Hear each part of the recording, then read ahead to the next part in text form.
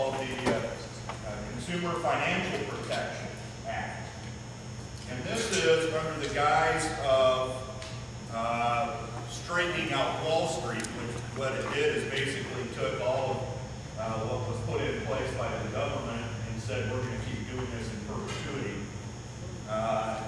What it also did is gave a new federal agency, a newly created federal agency, carte blanche power over every financial transaction at all levels. It obliterates state laws to be able to control financial transactions that are intrastate.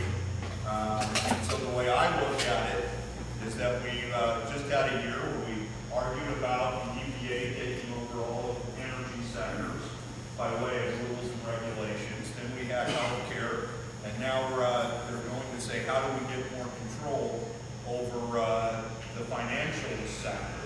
And that about takes the economy. At that point in time, you have one branch of government really in charge of most everything within our economy. And Congress will have given away those powers. Now, does there need to probably be some more regulation or some issues with Wall Street? I think we all agree with that. But that bill really missed its mark. That was more about, again, power in my mind than actually doing things to reform Wall Street. In fact, it did more to interfere with basic transactions at pawn shops than it does Wall Street. Now, what is, I just said, they're still focused on health care for 2010. And frankly, we aren't doing a lot in Congress right now because the leadership is so focused on health care and moving health care that there's really nothing coming up through their pipeline. We've had nice hearings on Toyota in our committee, but we aren't passing any legislation through our committee right now. Our chairman, Henry Lashley, was wrapped up in the health care, well, not negotiations, but now planning for passage and some negotiations over. So I don't know what 2010 is going to look like. Late in 2009, the only issue that Speaker Pelosi said was on their agenda for 2010 was completing health care, cap and trade, which the Senate is probably going to do an energy bill more like what most of us would think should have been done in the first place.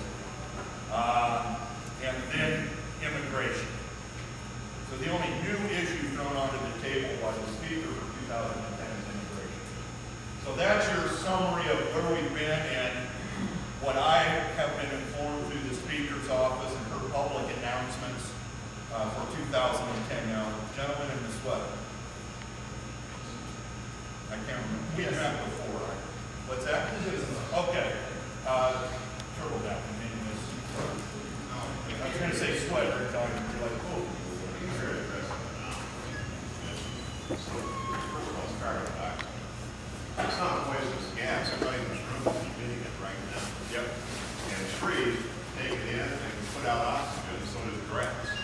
So, if you want to solve carbon dioxide, this is more well, I just like to give you a quote. In 1994, we gave the Republican Party a mandate. We put them up there on Capitol Hill. We asked them to do certain things for us, including term limits, and they did not. All they did was attempt to balance the budget and then get a bit of a jump. There is going to be an opportunity this fall for the same thing to happen. Because I see Republicans sweep, but it's not going to be because of Republicans. I'm registered Republican, but I prefer to be a Democrat or be an independent. I was a Democrat until 92 until the extension of the party was seen. But what happens, what needs to happen this fall is we need to get control of the government again. First of all, term limits has to be covered. I think 2 terms in the House, 1 term in the Senate. We need to repeal the 17th Amendment, put people like Ben Nelson back into the state legislature to be appointed by state legislatures. Back to Ben Nelson and Harry Reid wanted to go.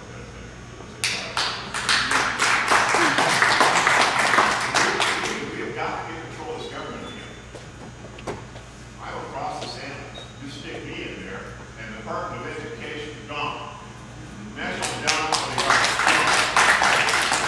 All these grant systems gone. All this stuff gone. 1.5 million federal employees get a pink slip, and will hit their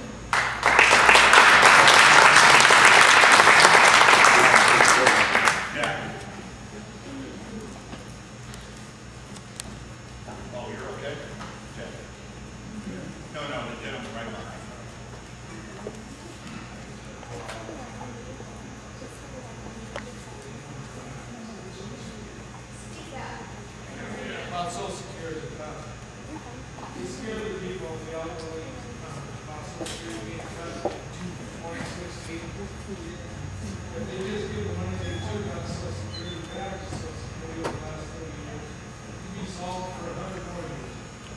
But my question is, my next question, with Social Security is that you took the cost of living rate.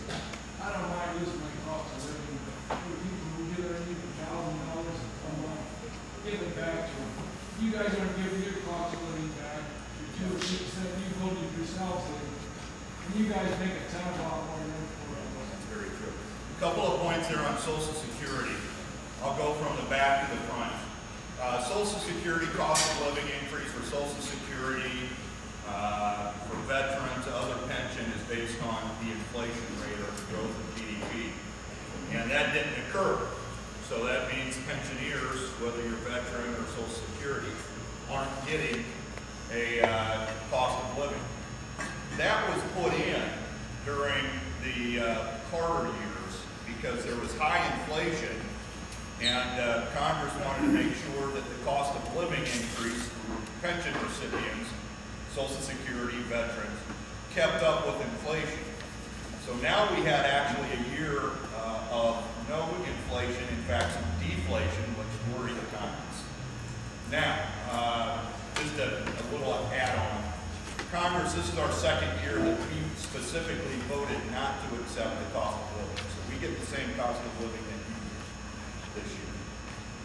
Social Security, we've talked about this is why the President Bush tried to be creative and come out with a plan that the public turned against, and we went through it.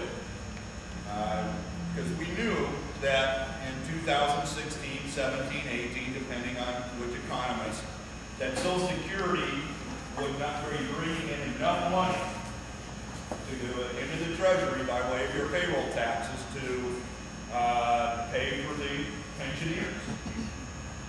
Now, you mentioned taking the money back that's been used for basic government services. And for, I think, about 45 years, the Social Security surpluses have always gone into regular spending. And I think it was in the early 70s they forced that you have to at least have an IOU. You just can't steal it. It is that money that is IOUs that will supposedly keep it solvent until about 2045. And I say, technically solvent. I mean, it's now right pocket paying left pocket. But what you're doing then is you're paying Social Security recipients from both general budget now and from FICA payroll taxes starting in 2016. So, I don't want to be rude, but there's so many people that have hands up that I'm just going to try and let everyone speak once.